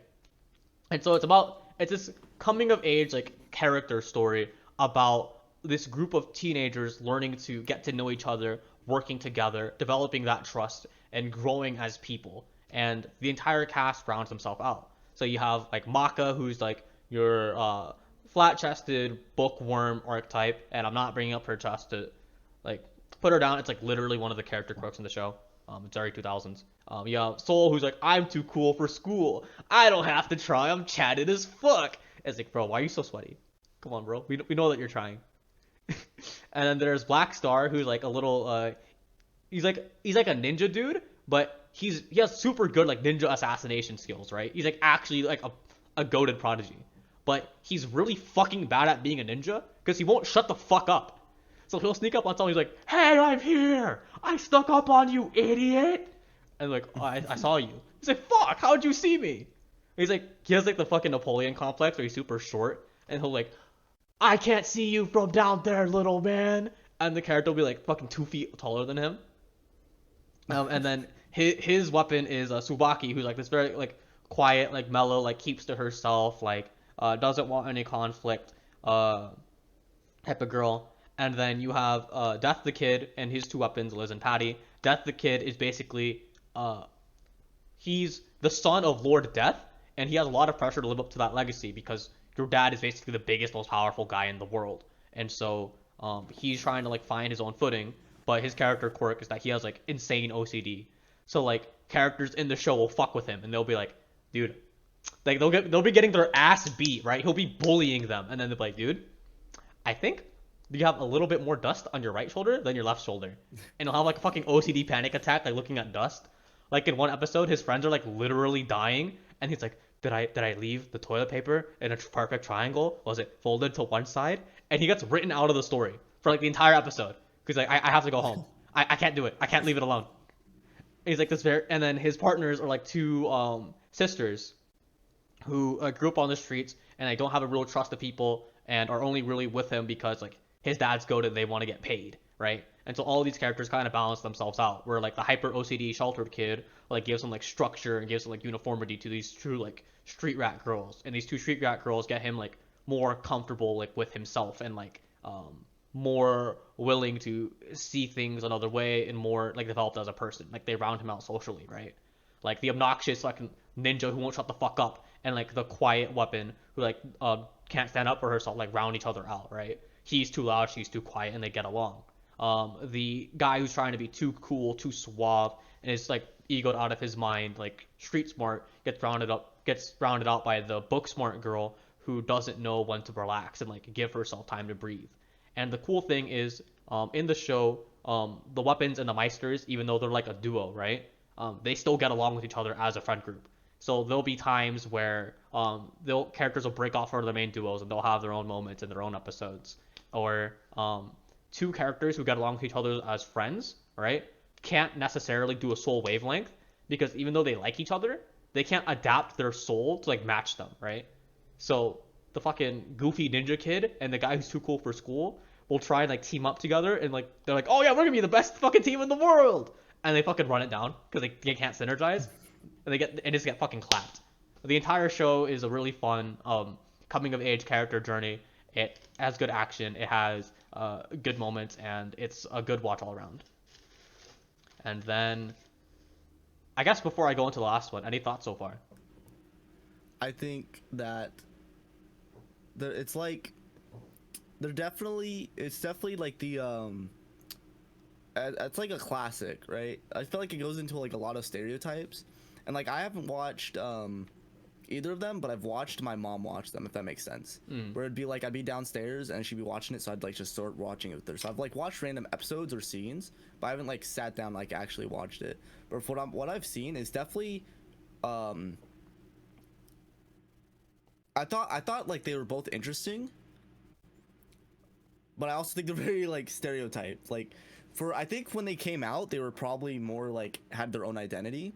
It's just now that like because they were older and they've been so influential throughout their time, because they are like also I think I would say they're like definitely well-known animes. Like if you're in the community, those are also names that you will know, like just from hearing it. You should know it off the bat.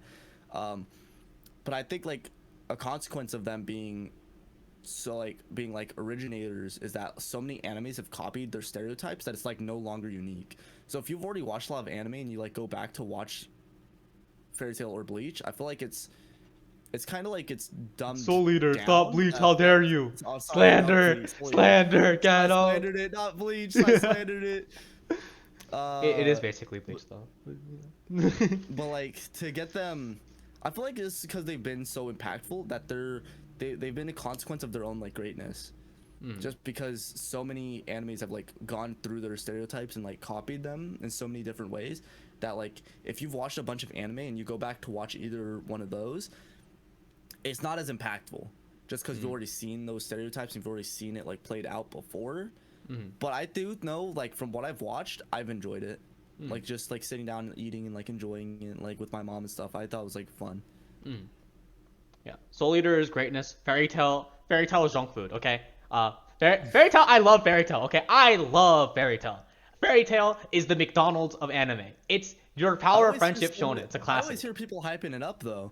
It's because nostalgia, brother. It I don't doesn't. hear anyone putting down Fairy Tail. It's the same plot circle. I hear Fairy Tail getting slam dunked all the time. Even I was like, do I put it on the list? And I was like, fuck it, I gotta be real. I'm in the right communities. Indeed. I need to see your communities. Holy shit.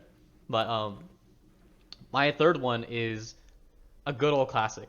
If anyone claims this one, they're actually going eighth. Like I'm pretty sure they get laughed out the room or thrown out a window. But it's Tengen Toppa Gurren Lagann by Studio Trigger.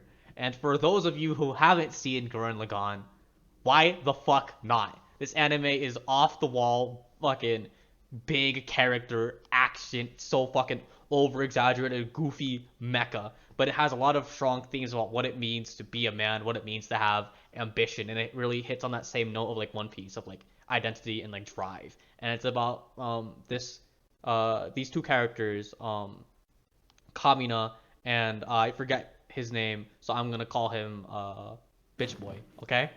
Kamina. Wow. Okay, I'm gonna call him Kamina and Kamina's boy. Alright, there it is. Kamina and Kamina's boy come from like an underground like civilization, and they haven't seen like the sky because like the big war going on. And Kamina and like the little boy's like a really good. Oh, it's Simone. Simone, there it is. Yeah, Simone's like a little driller kid. He's a rat. Yeah, he's a rat. He's like, I'm gonna drill. Like, I'm just gonna dig underground. I'm just gonna live my life. But Kamina's like, I want to see the skies, baby. We got this. I'm gonna break through. Like, we can reclaim the surface. We can be fucking goated. And eventually, after some shenanigans, Kamina convinces him to go on the surface, and it's about eventually eventually Kamina convinces him to go on the surface through like anime shenanigans, and over the show, it's about their character growth and what it means to have ambition and their friendship and their camaraderie, that student mentoree relationship, and alongside them, there's like a really big cast. One of the other essential main characters, I think, is Yoko, who's like a fan servicey sniper, who has her own arc about like wanting to make a better world for people, so like they don't have to suffer like she did. Very like teachery, very kind, but she has like a very like brash appearance, so people don't necessarily get that. And the show is basically about like camaraderie and teamwork and ambition and what that can do, and has a very fun time showing you like what it believes in. Yeah, it's a good watch. Yeah. It's an oldie but a goodie. Yeah, I think Gurren Lagann is like goated.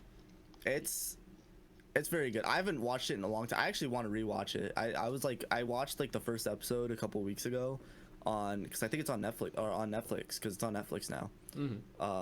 Hopefully it's still on there. But I watched the first episode. I was like, dang, I need to rewatch this because I watched it ages ago, and so I don't really remember like everything that goes on. I just remember like enjoying it so much, like all the adventure and like mayhem that like kind of just goes on. But going into my next three, I will also pick a Studio Trigger anime just because I think Studio Trigger has got to be one of the best studios. It's got to be said. Kill la Kill. Kill la Kill is probably my favorite Studio Trigger animation, and I think it's just so good. Studio Trigger has a very unique art style. It's very Studio Trigger. Like you can definitely see it when they make something like when they made the new movie Premiere, Gurren Lagann. You can see their style. Was it Little Witch, right? Yeah, Little Witch Academia. Yeah. That's another one that you can clearly see like Studio Trigger lives in that anime. But Kill la Kill is like, it's one of those ones where it's like my reintroduction to anime. Like, I always watch anime because of my mom, but then there's like this weird phase in my life where like I just stopped watching it, and I'm like kind of going through that again because I'm not watching as much anymore, but I'm still watching it every now and then. But like there's this like big gap, like somewhere like in like my middle school years where I was like just not watching anime, and then going like into high school, I watched Kill la Kill and I was like, oh my gosh, this is godlike. I remember I had school the next morning. I binge watched the whole thing and just like didn't sleep because I was like, this is too good. I can't put it down. And I've rewatched it. It's another one, like everything on this list I've probably rewatched many times. And Kill la Kill is like one of those ones, like all of them I've rewatched many times. And it's like, it just doesn't, for me at least, it doesn't get old. And it's essentially about this girl named Ryuko, and she's going to the world is kind of weird, it's kind of strange, but essentially she lives in this like town/city where there's a big high school, and it's like you go to this high school and like it decides everything like about you and your life and everything.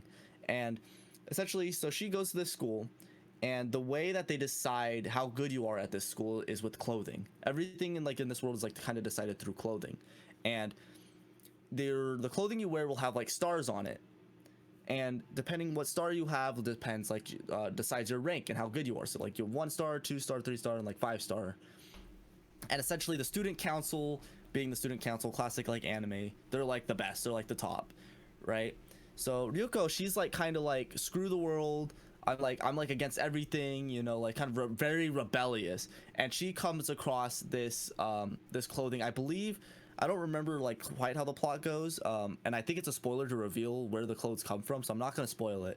But she essentially comes across this clothes that's like sentient, like it has thought, and like it talks to her all the time, and it's very lewd.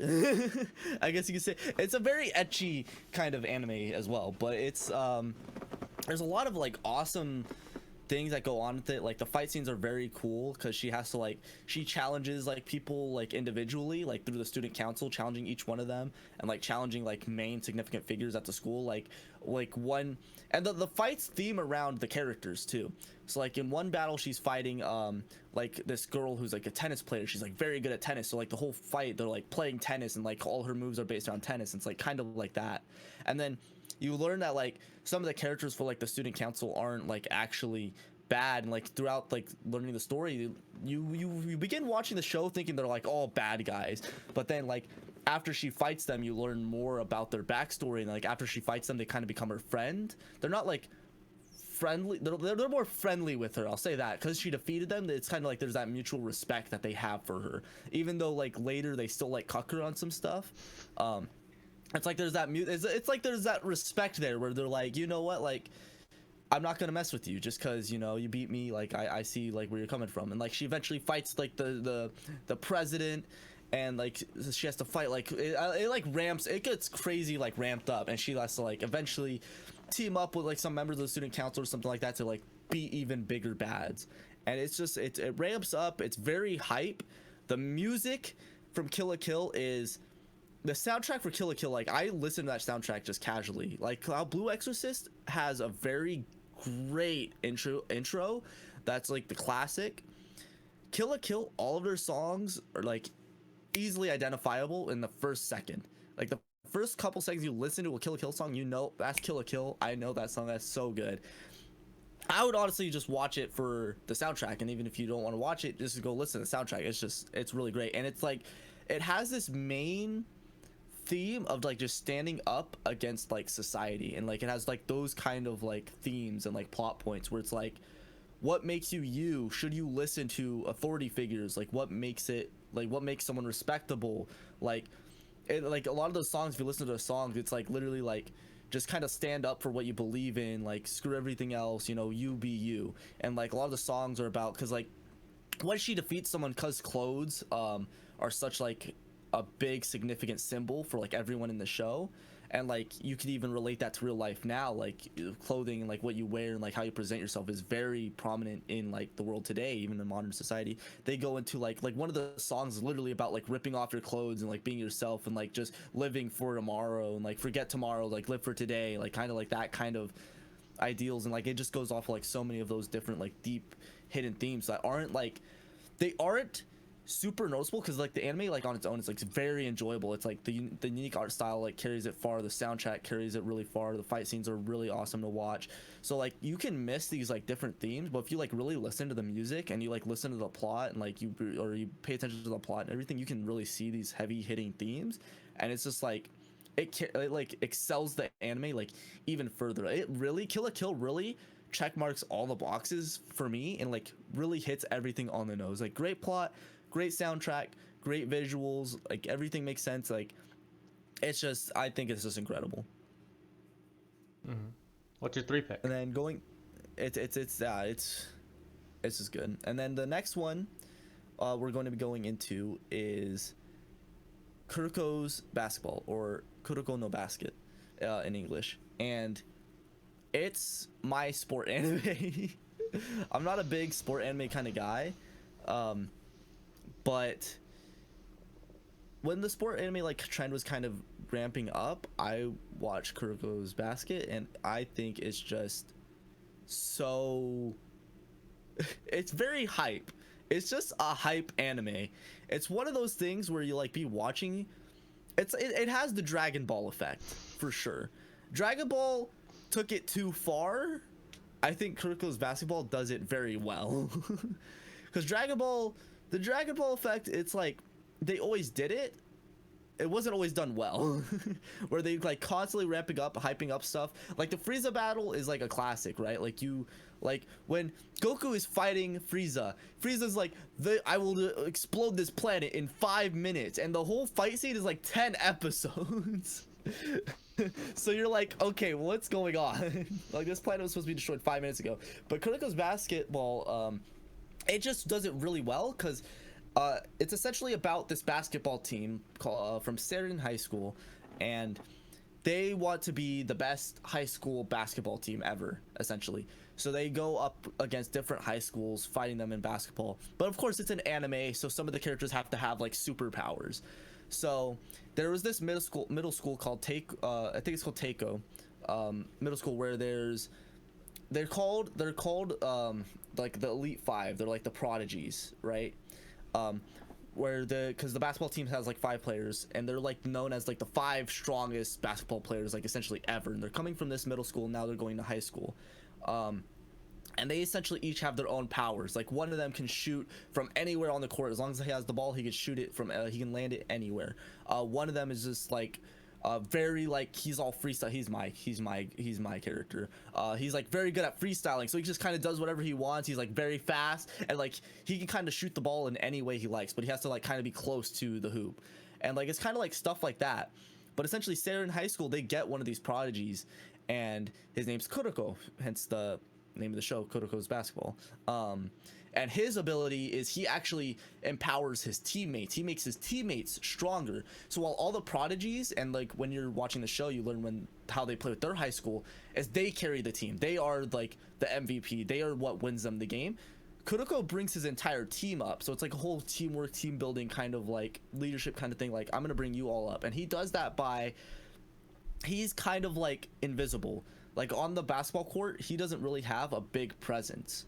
So that means like he can sneak around, and like he's kind of sneaky. And because of this, he can like, he's really great at passing the ball. So someone on his team could be passing the ball to someone who they like, or to Kuroko, and the enemy will think that they're just passing it to no one, or that they can steal the ball. And all of a sudden Kuroko shows up and he like hits the ball really quickly and sends it to a different teammate.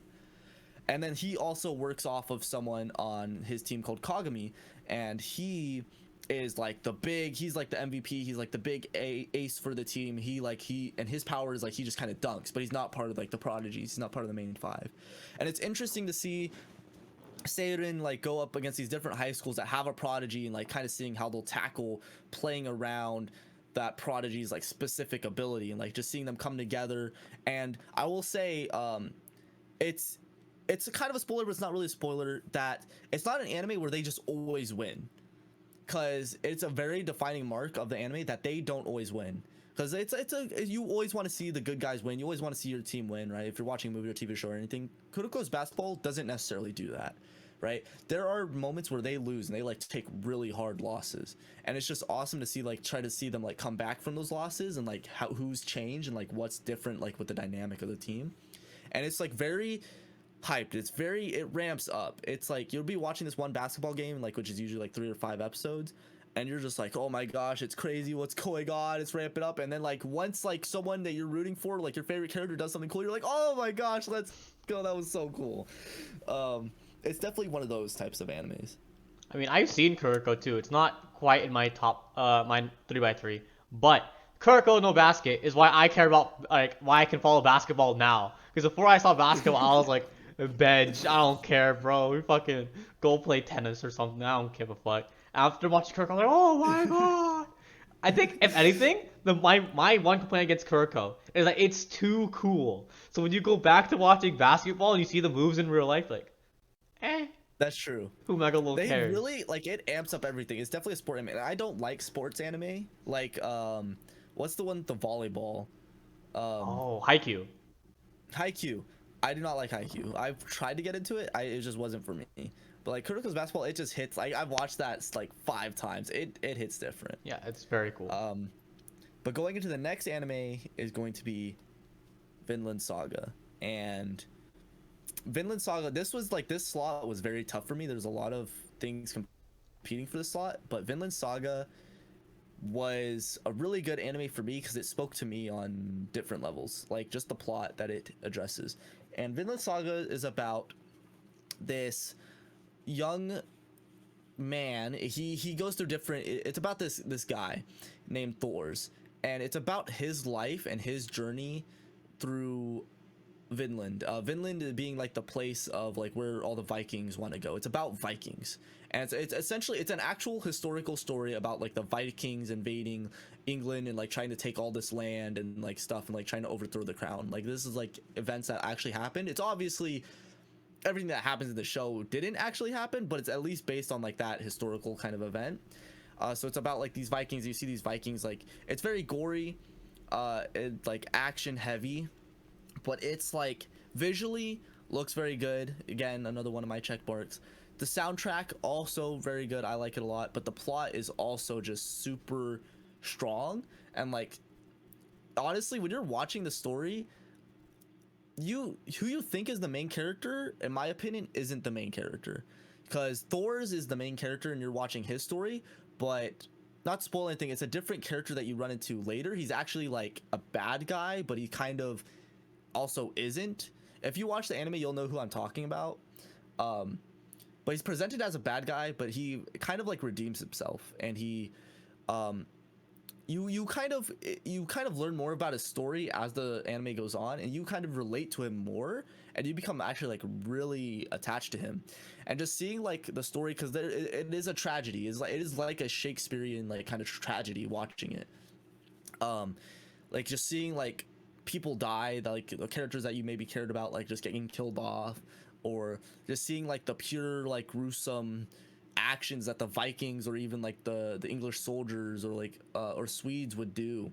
Just seeing like, or like even like the Dutch, like just seeing like how brutal they would be, like just of like slaughtering the people and like what they would do to the villages that they would go through. And seeing all these different elements was just really cool to see, and like in like an anime kind of view. Like if you just told, like I remember when Vinland Saga got not a trailer, but it was like when it was teased. So it was like the very first announcement that Vinland Saga would be an anime, and it was literally Vikings in an anime, and I was like, oh, that's gonna be great. That's gonna be godlike already. Like Vikings in an anime, how could that not be cool? And I'm glad that it didn't disappoint. And it's like just watching it is it's very satisfying. It has a story. It's not over yet. It's still going, but just watching the story play out, it's like there's so much I want to talk about it, but there's not a lot I can say without spoiling the anime.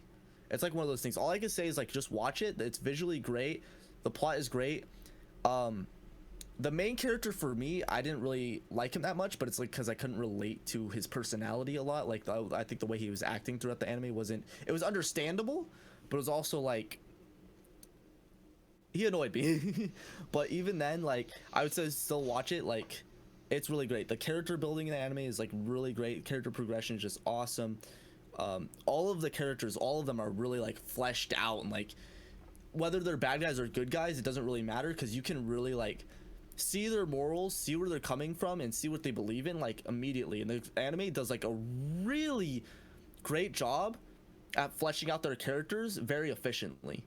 Like you can see the character, and like you can like immediately tell from like their actions and like what they're talking about immediately what their goals are for like the main plot, like what their goals are and how they're going to affect that plot, like how good of a fighter they're going to be, what they believe in, stuff like that. Do they care about the war? Do they not?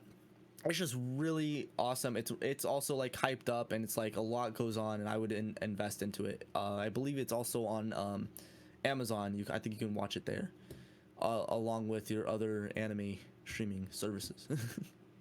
Indeed.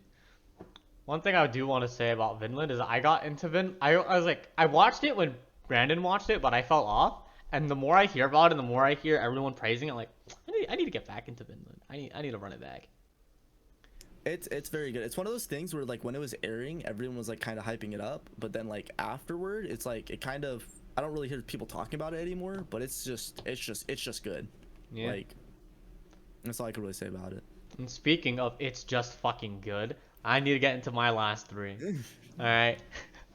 But my last three are going to be the big classics. This is, if anyone in mid 2000s to like early 2010s, early mid 2010s, right?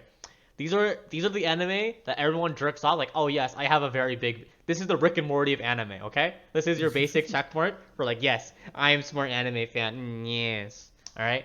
So it's going to be Death Note, Code Geass, and Log Horizon. So starting with the most famous one, Death Note is basically about a prodigy, like high school prep kid who one day encounters a notebook that falls from the sky, and it has a magical power that whenever he writes his whenever he writes a name in it, the person just dies of a heart attack. But if he specifies the way that they die, he gets to control, like, it actually happens in real life. And there's different rules, like, stopping him. Like, oh, you can't make someone do something that's physically impossible. So, like, I can't write in the notebook, Brandon flies to Mars, does a backflip, and then breaks his knees. That's how he dies. Like, it has to be physically, like, possible for what he can do. And so it's about this high schooler, like, going on a power trip and essentially trying to become God and, like, erect the world and rebuild it in his own image. But to stop him, there's like the #1 detective in the world who goes by an epithet called L, and it's basically their head-to-head battle about if whether or not L can figure out his identity to like turn him into the police and like stop him from killing, or if this high schooler Light can use his notebook to find who L is, kill his ass, and become God of the new world. And there's a lot of like mind games and different characters and how they interact, and it's a classic for a reason. Without getting too much into spoilers, it's very fun. Some people don't like the midpoint, but I think it's better on the rewatch. The entire show is just, it's a treat. It's very smart, but it has fun with itself, and it's very interesting and fun on the rewatch. The one I want to talk about after that is going to be Code Geass, which is in the same vein as Death Note, where it follows a Japanese high school student called Lelouch, and it's after a fictional occupation of a force called Britannia, who's like trying to erase all the Japanese people from their land and basically trying to take over. And Lelouch is the son of a royal, like a noble family, who we're not exactly clear on where he is throughout the show, but essentially he's the son of this royal family, and he and his sister are refugees of war, and they go with like the Japanese, who are like also refugees on the losing side of that. And during the tragedies of war, his sister became blinded, both of his parents were killed, and it's about him trying to thrive in a society where the system is set up against him. But one day when Britannians, like the evil bad guy army, attacks, they're moving a cargo ship, and he is like fucking around, like he's basically flexing his big brain. He's like talking shit to like the rebel commanders, because of course there's rebel commanders in a fiction show or like a big brain show. It's like a mecha. But he's talking to the rebel commanders like, yeah, just do this. I'll go this many paces back and you'll kick their ass. Promise. And I'm like, oh, I don't want to trust you. It's like, you got any other options, bitch? You're fucked. And it's like, okay, I'll trust you. And then they do his move, and then he outplays the evil bad guy forces. And during his outplay, there's this girl with like green hair. Her name is called C. I think it's CC or CCC. Basically, she has this magical power called a Geass, which is like it's like an eye power, like kind of like the Sharingan, but it lets you do a bunch of different shit. And so she blesses him with a Geass, and a Geass is not only is it a magical power, but it lets you do your innermost desires. So there's one character whose Geass is to be loved. So anyone who they look at their eyes will like love them. There's one character who wants to control his own destiny. So they have the ability to like see into the future, shit like that. And so Lelouch's desire, our main character, his desire is to be acknowledged, just to be recognized for like who he is, and to have that respect back. So his eye power is that he can make people like totally obedient to like one order. And the reason why it's only one order is because a Geass is basically like a wish, and the wish can only be done like once. So he has to be really smart about who he orders, what he says, how he gets them to look him in the eye, because eventually his identity is revealed. And it's like this mecha political drama about how justice operates after and during a war, what it means to participate in a corrupt system, how do you stop it, and the kind of expectations and burdens of leadership and of moral character. And then the last one I want to hit on really to wrap it up is Log Horizon, which is about a group of gamers. It's like SAO but good. Essentially, it's like they're in an MMO. Everyone's like a pro MMO player. One day they get locked in. Oh no, and they have to they have to make a life for themselves in this fantasy world, but they're not like no one's panicking about it. They're all like being chilling. They're like, bro, I spent like 300 hours playing this shit today. You have no idea how many assignments I blew off. Okay, I was living on fucking mac and cheese, and you're telling me I can have magical powers and be a ninja?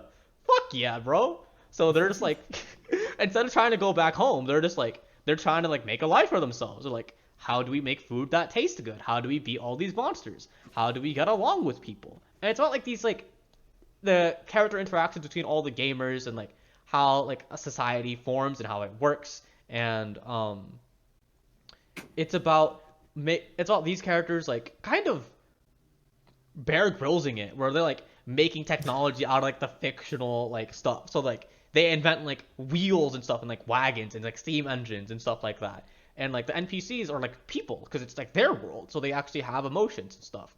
And the players are like, obviously in an MMO, like you don't just die once and the game is over, right? They can respawn, but when you respawn, you lose EXP. But in this fantasy world, your XP is your memories of your past life. So the more that you get your ass beat, the more you forget about your past life, the more you forget about yourself.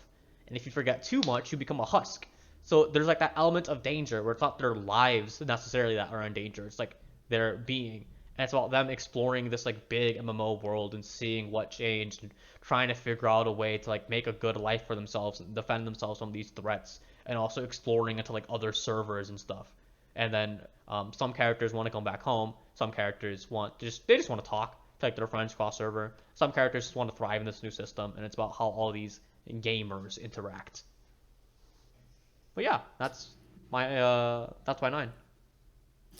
Yeah, Log Horizon is one of those ones that I've always wanted. I've heard about it, but now that you've described what it is, now I want to watch it. Yeah. And like, I'll always get shit talked for never watching Death Note. Like, Death Note is like one of those ones where everyone's watched it and everyone has a strong opinion about it, but I have no opinion because I haven't watched it. Death Note is like the politics of anime, okay? You either have a party or you don't. So it's like, either way, I'm gonna get shat on. Yeah. But now you've described Log Horizon, I might check it out because that sounds. It's better SAO. It is just SAO done. The creator is actually a gamer. He uses an actual like World of Warcraft player, so he uses like genuine like WoW terms, and like the strategies the main character like uses like make sense because he's like a tactician. So he has all game knowledge, like no hands. So he's just like abusing like little mechanics and interactions, and he's just really good at shot calling.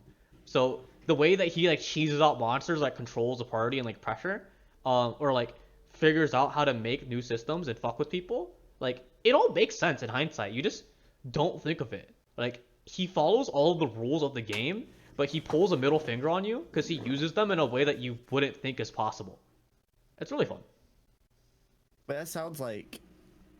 Yeah, I think I'm gonna check it out. Yeah. That sounds great. Yeah. Now, do you want to get into our honorable mentions? Wait, where's your last 3? Did you I do went over 3? my last 3. Oh yeah. Oh, you did your I last did 3. my last 3 because I was first. Oh yeah. We're living up So to we our wrapped up name, our baby. list. Yeah. Honorable mentions. Yeah, you want to go? Sure. Yeah. So for my first honorable mention, I'm going to throw in Monogatari, the series as a whole, not one particular season. Monogatari for me, like everything else on the list, it hits all the boxes. Great soundtrack, fantastic plot, and the visuals are there's nothing like it. Like the visuals there's nothing that matches Monogatari. And the reason that I didn't put it on my list because Monogatari for me is poetry, and not everyone likes poetry, or can keep up with it. Like the plot of Monogatari, even though it's very good, it could be kind of hard to follow and understand sometimes. So just because of that, it's not something I can recommend to everyone. It's definitely something where you'll have to be into it to be into it. But I think it literally checks off everything. It looks very visually stunning, has a great soundtrack. The plot is just like there's nothing like it. And so for my second honorable mention is going to have to be Mohotsukai no Yome, or The Ancient Magus's Bride. Similarly, this anime also checkmarks all the boxes. It's very stunning visually. Its soundtrack is awesome. Like listening to the intro and outro for that anime like will always bring a smile to my face. And the plot is just fantastic. But similarly to Monogatari, even though not as extreme, where Monogatari is like super, like you might not understand the plot and like finding where to start is very difficult. I think Mahotsukai no Yome, like the plot is very good. It is linear, like it's easy to understand. It's just that it's more of like a slow burn, right? Where I think it's a great anime. I loved recommending it to people, but it's not something like if you like watching things that are like super fast paced and there's always something crazy happening, Mahotsukai no Yome is probably not going to be the anime for you because the plot is like more slow burn. And even though things are happening every episode, it's not always super intense and like super crazy. But those are my 2 honorable mentions that I think are also very good. And then my 2 honorable mentions. The first one, I've been trying to get Brandon to watch because I think it's fucking beautiful. It touches on themes of competitive drive, what it means to have talent, what it means to have hard work, how those things interact, and how your personality interacts with your playstyle in a competitive field. And that's Ping Pong the animation. It's so fucking good. The opening bounces around between so many art styles. You really get to know the character. The soundtrack is super interesting. The metaphors are right up there with, in my opinion, the metaphors are right up there with Kuroko no Basket. The hype between the player movement and what those matches mean, and just seeing that character depth is something that I really, really love. And I was so ready to put it into my 3x3. The only reason it's not up there is because I haven't finished it yet. But if the next few episodes, because it's an 11 episode series, but since I'm at episode 4 right now, if it keeps up where it's at, it's gonna find a really, really comfortable place in my 3x3. And in a similar vein, talking about series that are very, very well animated with a lot of promise, I have another one that Brandon actually is watching when he pops into group calls with people, and that's Jujutsu Kaisen, the newfound prince, the heir to the throne, the king of shonen. It's everything that the big 3 does done really well. It's generic, it's good, it knows what it is, and it's not afraid to tell you. It follows a sorcerer, or like a magical boy